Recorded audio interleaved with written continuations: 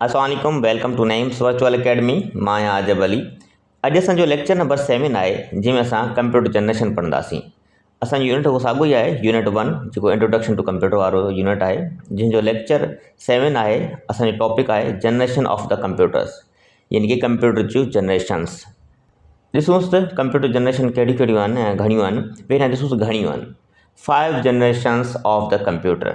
Computer जूं 5 generation आहिनि। घणियूं? 5 जनरेशन। ठीक है। On the basis of technology used, computers are classified into various generations। ठीक है।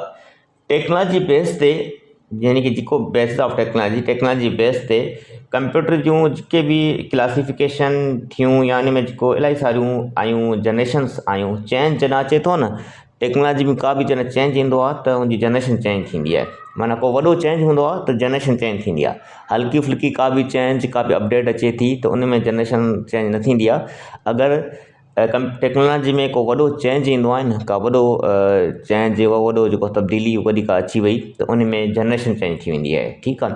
जीअं फर्स्ट जनरेशन हुई, सेकेंड, हाणे ॾिसो न जीअं 5th जनरेशन हले थी, 5हीं जनरेशन आर्टिफिशियल इंटेलिजेंस। इहो छो आई? छो त टेक्नोलॉजी में वॾो चेंज अची वियो। ठीकु आहे। इन जे करे जेको आहे सो टेक्नोलॉजी में जॾहिं वॾो को चेंज ईंदो आहे त पोइ टेक्नोलॉजी चेंज थी वेंदी आहे, उनजी जनरेशन चेंज थी वेंदी आहे। ठीकु आहे। सो सभ खां पहिरियां ॾिसूंसि हिनजी पहिरीं जेका जनरेशन आहे, जंहिंखे फर्स्ट जनरेशन चऊं था। अच्छा, हिते हिकिड़ी शइ पॉइंट मां तव्हांखे ॿुधायां त असांखे डेट मिलनि थियूं 2, 1940 खां वठी 1956 ऐं 1940 खां वठी 1958। हाणे जेको बुक 9th वारो बुक आहे, हुन में ही डेट आहे 1940 खां वठी 1956 ताईं। ठीकु आहे। ऐं 6 वारो बुक खणूं था, उन में 1940 खां वठी 1958 आहे। माना 2 सालनि जो फ़र्क़ु आहे जेको एंडिंग डेट आहे। इन जे करे मां लिखी छॾियो आहे कि 1940s, यानी कि 1940s खां वठी 1950s। माना 40s में अची वियो, चाहे 39 हुजे या जेको 38 हुजे। ठीकु आहे। ऐं 50 में इहो चाहे 56 हुजे 58 हुजे, उहो इन जे अंदरि अची वेंदो। ठीकु आहे। 50s में, 50 जो मतिलबु हूंदो आहे 50 खां वठी वञी 59 ताईं। ठीकु आहे। हाणे 58 बि इन जे अंदरि अची वियो। ठीकु आहे। पर जेको घणा चांसिस हीअ आहिनि त हीअ वारी डेट आहे। ठीकु आहे। हीअ वारी डेट हूंदी आहे। ऐं MCQs में डेट जे बारे में घटि पुछंदा आहिनि, सफ़ा घटि MCQs हूंदा आहिनि को डेट, जनरेशन जी का डेट पुछनि। बाक़ी टेक्नोलॉजी जे बारे में पुछंदा आहिनि, ॿी शयूं पुछंदा आहिनि, डेट जे बारे में घटि पुछंदा आहिनि। वरी बि त हीअ डेट सही अथव। ठीकु आहे। पहिरीं वारी जेको डेट आहे 1940 खां वठी 1946 ताईं, लॻभॻि जेको आहे न, माना 90% या 95% इहा डेट सही अथव। इनखे यादि कजो। बाक़ी हीअ डेट बि असांखे मिली थी वञे त जेको असां अगरि ॾिसो था ऑप्शन में ॿी का डेट न आहे त पोइ हीअ डेट अगरि ॾियनि त पोइ हीअ सही अथव। पर मोस्ट प्रोबेबली हीअ जेको डेट ॾींदा MCQs में। ठीकु आहे। सो सभ खां पहिरियां जेको हिन में पुछंदा आहिनि त हिन में टेक्नोलॉजी कहिड़ी यूज़ थी, जेको पहिरीं जनरेशन आहे हिन में कहिड़ी टेक्नोलॉजी यूज़ थी। सो हिन में वैक्यूम ट्यूब्स जो इस्तेमालु कयो वियो। पहिरीं जेका जनरेशन हुई उन में वैक्यूम ट्यूब जो जेको न इस्तेमालु कयो, यानी कि उनखे यूज़ कयो वियो। वैक्यूम ट्यूब ॾिसो त हिन तरह जा हुया वैक्यूम ट्यूब जेको कंप्यूटर में यूज़ कया विया। हाणे जेको पुराणी TV तव्हां ॾिसंदा हूंदव त उनखे जॾहिं का भॼी पवंदी या खोलींदा हुआसीं त बैक साइड हिकिड़ो अहिड़ो ट्यूब असांखे नज़र ईंदो हुयो। सो उहो बि लाइक दिस ईअं हुयो, वैक्यूम ट्यूब हिन में लॻल हूंदो हो। ठीकु आहे। ॿी कहिड़ी शइ आहे, हिन जी जेका पहिरीं जनरेशन हुई हिन में साइज़ तमामु वॾी हुई कंप्यूटर जी, यानी कि कवर इंटायर रूम। इहो पॉइंट यादि कजो। हीअ ॾिस, जंहिंखे मां बोल्ड कयो आहे, यानी इहो पॉइंट तव्हांखे यादि करिणो आहे। सॼे रूम खे उहो कवर करे छॾींदा। माना वॾो कमरे जहिड़ो हिकिड़ो कंप्यूटर हुजे। ठीकु आहे। तमामु वॾे हिकिड़े साइज़ में हुजे त हिकिड़ो तमामु वॾो लॻे थो न। ऐं ॿियो छा आहे, ॿियो पॉइंट छा अथव, स्मॉल स्टोरेज कैपेसिटी। हुन में जेको स्टोरेज कैपेसिटी हुई न, यानी कि डेटा में अगरि स्टोर कयूं पिया, हुन में सेव कयूं पिया, उन में कैपेसिटी सफ़ा घटि हुई, यानी कि थोरे तादाद में हुन में जेको डेटा स्टोर थिए पियो। टियों पॉइंट अथसि, हिते ॾिसो मां 3 पॉइंट लिखी छॾिया आहिनि। हिकिड़ो ही साइज़ में लार्ज हुयो, ॿियो स्मॉल हुयो, स्टोरेज कैपेसिटी, यानी कि का शइ सेव कयूं पिया हुन में थोरी सेव थिए पई। ठीकु आहे। घटि तादाद में कैपेसिटी थोरी हुयसि। 3 पॉइंट अथसि, वेरी स्लो इन स्पीड, यानी कि स्पीड में बि सफ़ा स्लो हुयो, आस्ते आस्ते हलंदो हुयो। ठीकु आहे। माना खुलण में बि इलाही टाइम लॻंदो हुयो। ऐं ॿी पॉइंट शायदि मां हिते लिखी न आहे, माना हू जेको आहे न इलाही कंज़्यूम कंदो इलेक्ट्रिसिटी, यानी कि बिजली बि इलाही जेको वठंदो हुयो। ठीकु आहे। अच्छा, ॿियो हिन में माना हिकु टाइम ते हिकिड़ो कमु थींदो हुयो। सही आहे। Solve one problem at a time, हिकु प्रॉब्लम हिकु टाइम ते हिकु प्रॉब्लम सिर्फ़ु सॉल्व कंदो हुयो, यानी हिकिड़ो कमु थींदो हो। असांजी फर्स्ट जनरेशन में को बि हिकिड़ो टास्क कयूं था न, हिकिड़ो टास्क असां करे सघूं पिया। अच्छा, 3 पॉइंट में magnetic drum as primary internal storage. हाणे प्राइमरी जो इंटरनल स्टोरेज जे लाइ मैग्नेटिक ड्रम जो इस्तेमालु कयो, मैग्नेटिक ड्रम्स। इहो पॉइंट यादि कजो, छो त इनखे मां बोल्ड कयो आहे, तव्हां इनखे सही यादि करे सघो, ठीकु आहे। अच्छा, ॿियो इनपुट ऐं आउटपुट लाइ छा यूज़ कयो वियो, पंच कार्ड्स जो यूज़ कयो वियो। पंच कार्ड जो जेको इनपुट लाइ पंच कार्ड जो यूज़ कयो वियो, ऐं प्रिंट आउट लाइ बि जेको आहे सो आउटपुट लाइ बि इनखे पंच कार्ड्स खे यूज़ कयो वियो, ठीकु आहे। अच्छा, इन जो चए थो माना शुरूआती छा जे लाइ इनखे डिज़ाइन कयो वियो, छा जे लाइ इनखे डेवलप कयो इन कंप्यूटर खे, चए थो primarily use for scientific and research purpose. जेको साइंटिफिक का बि माना कमु करणो हूंदो उन्हनि खे, या को रिसर्च करणी हूंदी हुई, त पोइ इन जे लाइ हिन कंप्यूटर खे हुननि जेको आहे सो डेवलप कयो, उन ते कमु कंदा हुया, सही आहे। अच्छा, ॿी हिन में लैंग्वेज कहिड़ी यूज़ कई वई, यानी कि प्रोग्रामिंग लैंग्वेज फर्स्ट जनरेशन में, पहिरीं जनरेशन में कहिड़ी लैंग्वेज यूज़ कई वई, प्रोग्रामिंग जेका लैंग्वेज हूंदी आहे। कंप्यूटर में लैंग्वेजिस हूंदियूं आहिनि, उनजी ॿोलियूं हूंदियूं आहिनि, जीअं असांजी ॿोली आहे, असांजी लैंग्वेज आहे। सो कंप्यूटर जी बि लैंग्वेज आहे। सभ खां पहिरियां जेको हिननि लैंग्वेज हिते आई न, प्रोग्रामिंग लैंग्वेज, उहो मशीन लैंग्वेज जो इस्तेमालु थियो। मशीन लैंग्वेज यानी कि बाइनरी लैंग्वेज, जंहिंखे असां ज़ीरोज़ एंड वन्स चवंदा आहियूं, ठीकु आहे। इहो मशीन लैंग्वेज आहे, यानी कि बाइनरी लैंग्वेज जो यूज़ कयो वियो। अच्छा, ॿिया एग्ज़ाम्पल्स कहिड़ा आहिनि, यानी कि पहिरें जेको जनरेशन जा कंप्यूटर कहिड़ा कहिड़ा हुया। हिकिड़ो अथव जेको आहे so electronic numerical integrated and calculator, ठीकु आहे। हिनखे शॉर्ट में चवंदा आहिनि एनीवेक। कॾहिं कॾहिं पुछंदा अथव एग्ज़ाम में कि हुनजा एग्ज़ाम्पल कहिड़ा कहिड़ा आहिनि। एनीवेक यानी कि ई मां हिनजी फुल फॉर्म ॿुधाए छॾियो आहे हिते, ठीकु आहे। ॿियो हूंदो आहे यूनिवेक। यूनी जो मतिलबु हूंदो आहे यूनिवर्सल, ऐं AC ऑटोमेटिक कंप्यूटर, ठीकु आहे। सो इहा यादि करे छॾिजो एब्रीवेशन हिन जी। उन खां पोइ EDSAVC, ठीकु आहे, यानी कि एडसेक बि चई था सघोसि, या वरी एडवेक बि चई था सघो हिनखे, ठीकु आहे। सो इहे हुया पहिरीं जनरेशन जा कंप्यूटर। उन खां पोइ हाणे ॾिसूं था सेकेंड जनरेशन, यानी कि ॿी जनरेशन। हाणे इन जी डेट में 1950s खां वठी 1960s में। हाणे हिन में ॿ डेटूं असांखे मिलनि थियूं, हिकिड़ी 1956 खां वठी 1963 ताईं आहे, ॿी 1959 खां वठी 1964 ताईं आहे। पर जेको पहिरीं डेट लिखी आहे न, मोस्ट प्रॉब्लमली यानी कि अप्रोक्सिमेटली इहा ई अचे थी, माना तक़रीबन एग्ज़ाम में अगरि तव्हांखे अचे, घणा चांसिस हिन जा आहिनि पहिरीं वारी डेट जा, ठीकु आहे। अगरि को ऑप्शन में न हूंदो त पोइ हीअ डेट तव्हां करे सघो था। बहरहाल डेट जे बारे में एतिरो न पुछंदा आहिनि। हिन में जेका टेक्नोलॉजी यूज़ कई वई उहो पुछंदा आहिनि, जेका सेकेंड जनरेशन में कहिड़ी टेक्नोलॉजी यूज़ कई वई। सो हिन में ट्रांजिस्टर यूज़ कया विया। ट्रांजिस्टर अगरि तव्हां ॾिसो त हीअ पिक्चर आहे ट्रांजिस्टर जी, इहा यूज़ कई विया सेकेंड जनरेशन में, ठीकु आहे। हाणे ॿियो हिनजी जेको ॿी कहिड़ी कहिड़ी शयूं अथसि, स्मॉल, फास्टर, चीपर, इफिशिएंट। हाणे भलो आहे, स्मॉल नंढो आहे, तेज़ आहे, चीपर आहे, इफिशिएंट आहे, कंहिंजे मुक़ाबले में फर्स्ट जनरेशन जे मुक़ाबले में। ईअं न आहे सभिनि खां भलो हुजे, सिर्फ़ु पहिरीं जनरेशन खां हीअ सेकेंड जनरेशन भलो आहे, बाक़ी थर्ड जनरेशन ज़ाहिर घटि हूंदो तॾहिं थर्ड जनरेशन आई। हीअ स्मॉल आहे, माना नंढो आहे, ऐं फास्टर आहे, चीपर आहे, या वरी इफिशिएंट आहे as compared to first generation. अगरि पहिरीं जनरेशन जे मुक़ाबले में ॾिसूंसि त हीअ हुन खां नंढो बि आहे, तेज़ बि आहे, ऐं जेको आहे सो बहितरीनु बि आहे। अच्छा, हुन में जेको न वन टाइम ते हिकिड़ो कमु थिए पियो न, हिन में छा हो, मल्टी प्रोग्रामिंग ऑपरेटिंग सिस्टम हिन में रखियो वियो हो, ठीकु आहे। मल्टी प्रोग्रामिंग यानी कि असां मल्टीपल प्रोग्राम असां हुन ते हलाए सघूं पिया हुनजे ऑपरेटिंग सिस्टम ते, ठीकु आहे। टें पॉइंट में चए थो magnetic corps as primary internal storage. हाणे हिन में हुते मैग्नेटिक ड्रम हुया न, हाणे हिते मैग्नेटिक कोर इस्तेमालु कयो, यानी कि थोरो अपडेट थियो, ठीकु आहे। हुते मैग्नेटिक ड्रम हुया पहिरें जनरेशन में प्राइमरी इंटरनल स्टोरेज जे लाइ, हाणे हिते साॻियो ई प्राइमरी इंटरनल स्टोरेज जे लाइ मैग्नेटिक कोर जो इस्तेमालु कयो वियो, ठीकु आहे। पंच कार्ड हिते बि साॻा इस्तेमालु कयो आहे, जेको हुते पंच कार्ड हुया इनपुट ऐं आउटपुट लाइ। फर्स्ट जनरेशन में बि साॻा जेके इंस्ट्रूमेंट हुया, यानी कि साॻा असां वटि छा आहिनि, इंस्ट्रूमेंट न चयोसि, डिवाइसिस साॻियूं, यानी कि पंच कार्ड यूज़ कया विया इनपुट ऐं आउटपुट प्रिंट लाइ, ठीकु आहे। अच्छा, ॿियो हीअ consume less electricity than first generation. हाणे पहिरीं जनरेशन में इलाही इलेक्ट्रिसिटी, यानी कि इलाही बिजली हुते कंज़्यूम थींदी हुई न, यानी कि इलाही ख़र्च थींदी हुई, इलाही ज़ाया थींदी हुई, लॻंदी हुई मथां। पर सेकेंड जनरेशन में हुन जे फर्स्ट जनरेशन जे मुक़ाबले में घटि लाइट हिन में इस्तेमालु थींदी आहे, कंज़्यूम थींदी हुई, ठीकु आहे। अच्छा, हीअ छा जे लाइ ठाहियो, चए थो mainly use for commercial production. हाणे जेको हिन को ख़ासि ठाहियो वियो न, उहो कमर्शियल प्रोडक्शन लाइ, यानी कि हुनजे पंहिंजे कारोबार या प्रोडक्शन जे लाइ हिनखे यूज़ कयो वियो, या साइंटिफिक या इंजीनियरिंग एनालिसिस एंड डिज़ाइन जे लाइ हिनखे यूज़ कयो वियो या डिज़ाइन कयो वियो, ठीकु आहे। इन जे लाइ हिनखे यूज़ कंदा हुया। अच्छा, हुते हुई मशीन लैंग्वेज, हिते अथव सेकंड जनरेशन में assembly language and high level language Fortran जो हिते जेको आहे सो इंट्रोड्यूस थी हिते या हिते यूज़ कयो वियो। ठीकु आहे, असेंबली लैंग्वेज हिते यूज़ कई वई ऐं जेको आहे सो हाई लेवल लैंग्वेज जेका ही फोर्टान हुई उहो हिते सेकंड जनरेशन में यूज़ कई वई। हुते ख़ाली मशीन लैंग्वेज जेका बाइनरी लैंग्वेज हुई उहो फर्स्ट जनरेशन में इस्तेमालु थी, यानी कि यूज़ कई वई। सेकंड जनरेशन में असेंबली लैंग्वेज ऐं हाई लेवल लैंग्वेज खे यानी कि फोर्टान खे यूज़ कयो वियो। हिन जा एग्ज़ाम्पल कहिड़ा आहिनि, यानी कि हिन जनरेशन जा कंप्यूटर कहिड़ा कहिड़ा हुया?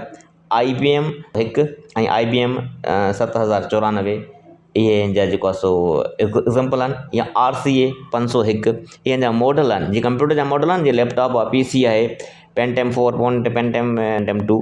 अच्छा, हाणे हिते बि हिन जा मॉडल हुया IBM वारा जेको आहे 1401 ऐं 7094 या RCA 501 इहे एग्ज़ाम्पल आहिनि हिन जा। ठीकु आहे, सेकंड जनरेशन जा कंप्यूटर आहिनि। उन खां पोइ थर्ड जनरेशन ॾिसूंसि। थर्ड जनरेशन जेका शुरू थिए थी 1964 खां वठी 1971 ताईं। ठीकु आहे, हिते बि साॻियो इशू आहे, थोरो प्रॉब्लम। हिते 2 डेटूं मिलनि थियूं, पर हीअ डेट तव्हां यादि, पहिरीं डेट सभिनि में तव्हां यादि कजो। ठीकु आहे, 1964 खां वठी 1971 ताईं। ठीकु आहे, हिन में छा यूज़ कयो, टेक्नोलॉजी कहिड़ी यूज़ कई वई? हिन में इंटीग्रेटेड सर्किट्स खे यूज़ कयो वियो, यानी कि ICs खे इस्तेमालु कयो वियो, यूज़ कयो वियो। ठीकु आहे, पहिरीं जनरेशन में छा आयो? वैक्यूम ट्यूब हुयो। ॿिए जनरेशन में ट्रांजिस्टर यूज़ कया विया। हाणे टीं जनरेशन में ICs खे यानी कि इंटीग्रेटेड सर्किट खे यूज़ कयो वियो। ठीकु आहे, हाणे इहो smaller, faster, cheaper, efficient as compared to first and second generation. अगरि फर्स्ट ऐं सेकंड जनरेशन जे मुक़ाबले में ॾिसूं त हीउ हुननि खां नंढो बि आहे, तेज़ बि आहे ऐं सुठो बि आहे। ठीकु आहे, use of ICs further decrease size and increase speed and efficient. ठीकु आहे, ICs जो इन करे इस्तेमालु कयो वियो, हुन छा कयो, साइज़ खे बि डिक्रीज़ थी। छो त वैक्यूम ट्यूब ऐं ट्रांजिस्टर में साइज़ वॾी थिए पई हुन कंप्यूटर जी। हिते जॾहिं ICs खे इस्तेमालु कयो न, IC खे इस्तेमालु यानी इंटीग्रेटेड सर्किट खे इस्तेमालु कयो वियो, हिन में साइज़ बि डिक्रीज़ थी वई, यानी घटि थी वई, ऐं स्पीड बि इंक्रीज़ यानी कि वधी वई, ऐं एफिशिएंट बि थी वियो थोरो। ठीकु आहे, हाणे हुते ॾिसो पहिरीं जनरेशन ऐं ॿीं जनरेशन में पंच कार्ड जा इस्तेमालु कया विया इनपुट ऐं आउटपुट लाइ। हाणे टीं जनरेशन हुई जंहिंमें कीबोर्ड ऐं मॉनिटर आया। ठीकु आहे, पंच कार्ड जी जॻह ते हिते चए थो न, instead of punch card using keyboard में, यानी कि पंच कार्ड जन पहिरीं जनरेशन ऐं ॿीं जनरेशन में इस्तेमालु कया विया। टीं जनरेशन में हिन में पंच कार्ड ख़तमु करे पंच कार्ड जी जॻह ते कीबोर्ड इनपुट लाइ यूज़ कयो वियो ऐं आउटपुट लाइ मॉनिटर खे यूज़ कयो वियो। ठीकु आहे, ऐं run more than one application at a time. हाणे हिकु हिन में एप्लीकेशन असां हिक खां वधीक असां हिकु टाइम ते रन करे था सघूं थर्ड जनरेशन में।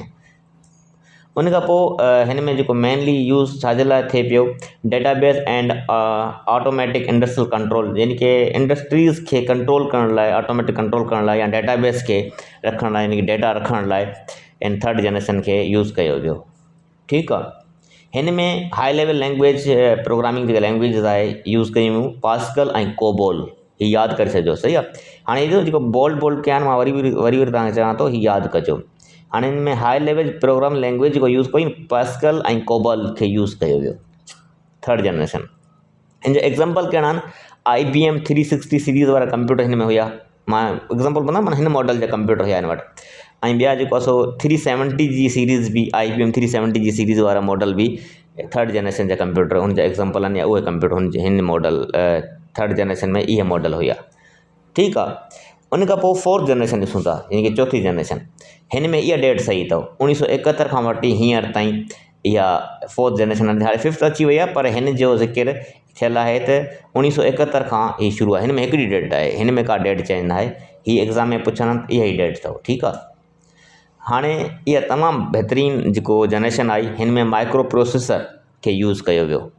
ठीकु आहे, पहिरीं जनरेशन में वैक्यूम ट्यूब हुयो, ॿिए जनरेशन में जेको आहे सो ट्रांजिस्टर खे, टीं जनरेशन में ICs खे इस्तेमालु कयो, चौथी जनरेशन में जेका टेक्नोलॉजी यूज़ थी उहो माइक्रो प्रोसेसर यूज़ थियो, यानी कि प्रोसेसर सिंपली।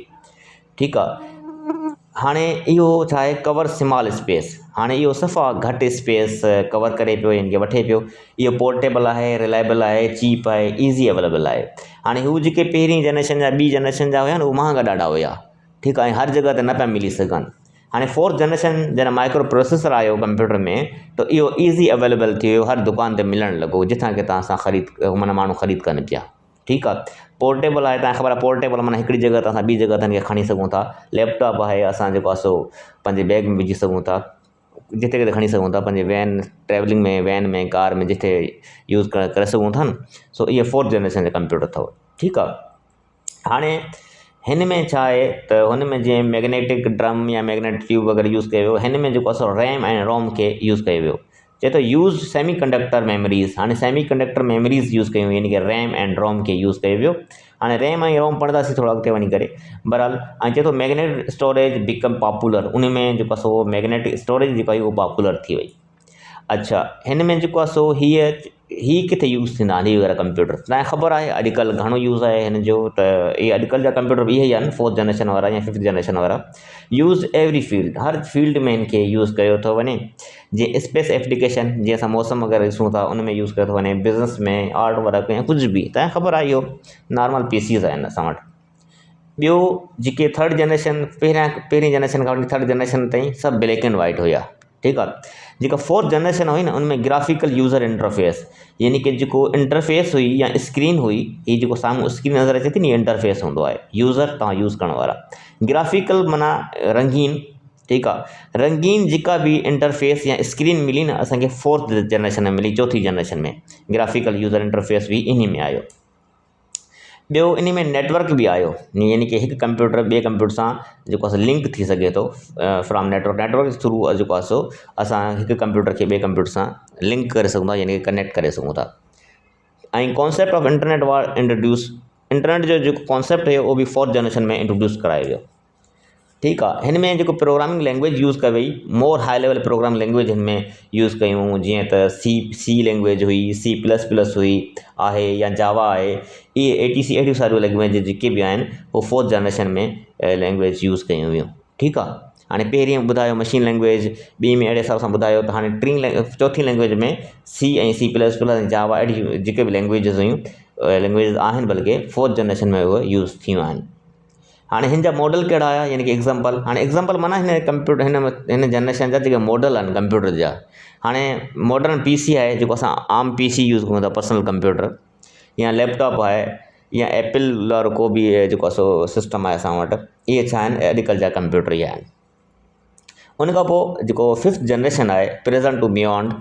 हाणे इन में छा आहे, अॼुकल्ह जेको आर्टिफिशियल इंटेलिजेंस जेको दौरु आहे न, इन में टेक्नोलॉजी कहिड़ी आहे, आर्टिफिशियल इंटेलिजेंस। उहो आहे न 5th जनरेशन, यानी कि 5th जनरेशन में आहे।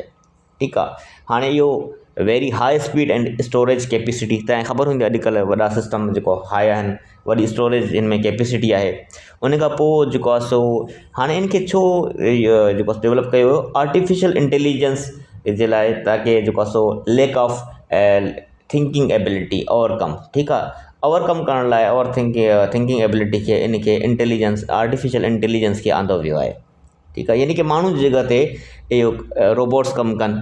ठीकु आहे। यानी कि थिंकिंग हुन एबिलिटी हुजे रोबोट्स में। हाणे ॾिठो, the goal of 5th generation computing is develop devices that respond to natural language, यानी कि नेचुरल लैंग्वेज।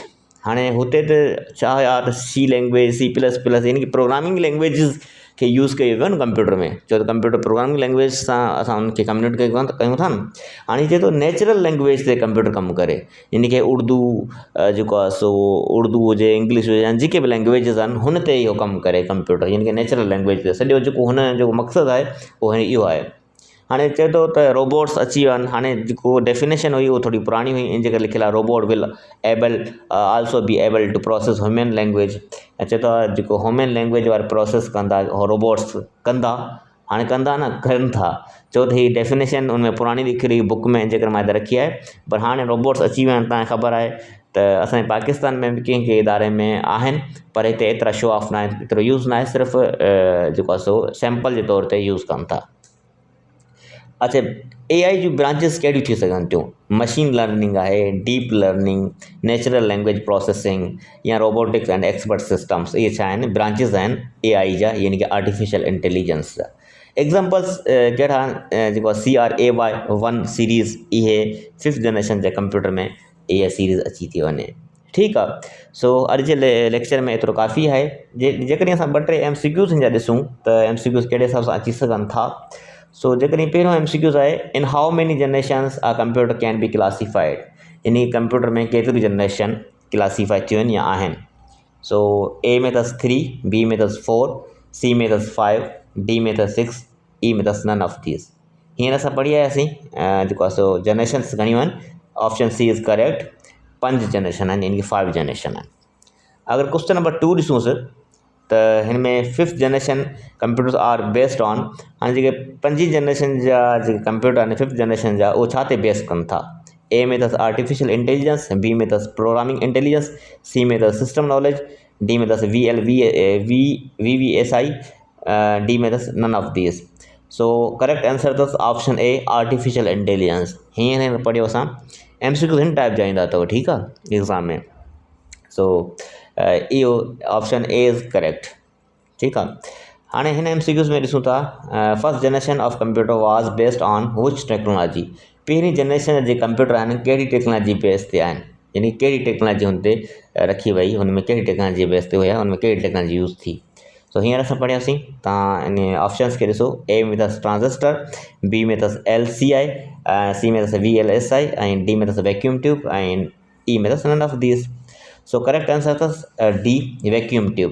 पहिरीं जनरेशन जी टेक्नोलॉजी जेका यूज़ कई वई उहो ई वैक्यूम ट्यूब। हिन MCQs में ॾिसूं था माइक्रो प्रोसेसर वाज़ इंट्रोड्यूस्ड इन विच generation of computer. Micro processor जेको कहिड़ी जनरेशन में इंट्रोड्यूस करायो वियो?